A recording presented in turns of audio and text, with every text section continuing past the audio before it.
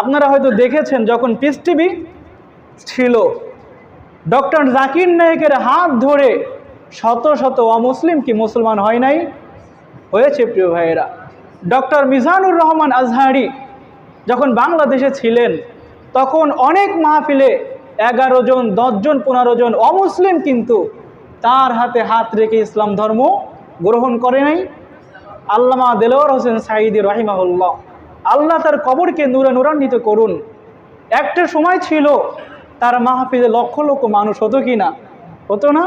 শত শত অমুসলিম তার হাতে হাত রেখে ইসলাম ধর্ম গ্রহণ করেছিল। আজকে আমাদের সেই রত্ন পৃথিবীতে এখন আর নাই, তবে ডক্টর জাকির নায়েক এখনও পৃথিবীতে আছে না নাই? আমরা দোয়া করি রব্বুল আলামিন যেন তার ইলমে এবং তার হায়াতে বারাকা দান করেন, আমরা পড়ি আমিন।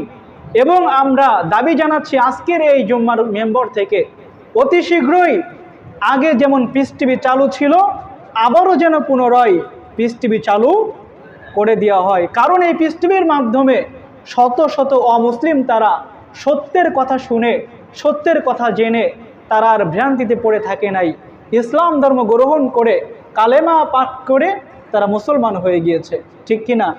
এই জন্য পিস টিভি চালু হোক, এটা আপনারা চান তো সবাই? সম্মানিত প্রিয় ভাইয়েরা,